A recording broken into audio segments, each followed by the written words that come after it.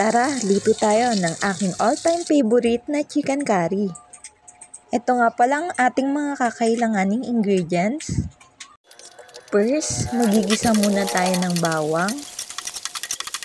Hintayin muna nating ma-toast ng kaunti ang bawang, and then pwede na nating ilagay ang ating sibuyas.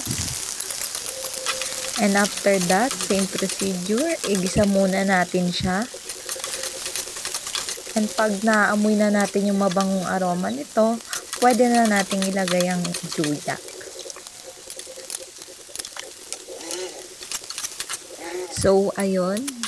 Igisa-gisa muna natin siya ng kaunti hanggang sa ito'y ma-toast.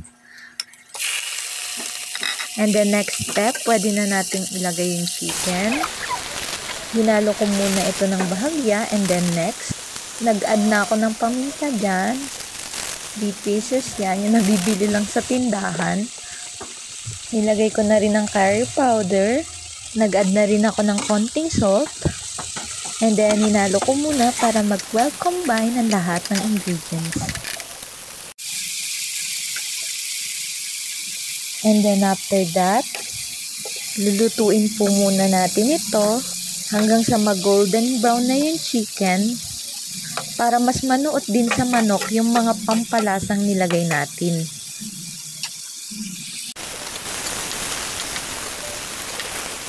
So, ayan, pag ganyan ang itsura ng ating chicken, pwede na nating ilagay ang ating carrots.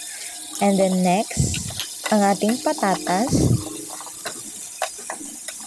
Haluin din po natin ito ng bahagya hanggang sa maprito na din po ang ating mga gulay.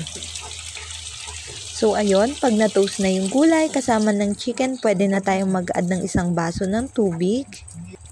And then after that, pwede na natin itong takpan at hintayin kumulo o hanggang sa lumambot ang gulay.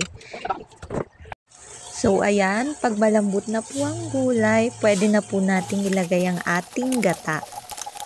Next step, pagkalagay po natin ang ating gata, haluin po natin ito ng bahagya at hintayin kumulo or hanggang sa lumapot na yung texture nito.